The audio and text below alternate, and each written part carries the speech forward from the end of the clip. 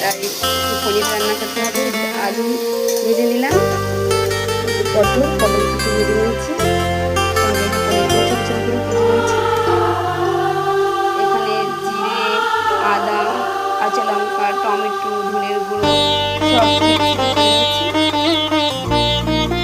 তোমরা কে কে আলু পটল পনিরের সবজি খেতে ভালোবাসো অবশ্যই কমেন্ট করে জানাবে। আমার ছেলেরা খুব ভালোবাসে পনির খেতে, ওই জন্য ছোটো ছোটো করে নিয়েছি। আমি ঝামেলা হয় আমাকে একটা দাও, আমাকে একটা দাও, কেন এরকম ঝামেলা হয়? সবার ঘরে ঝামেলা হয়।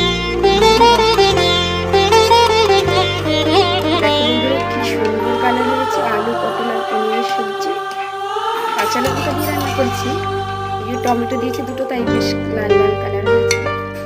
তোমরা এইভাবে আলু পটল পনির দিয়ে কে কে সবজি করে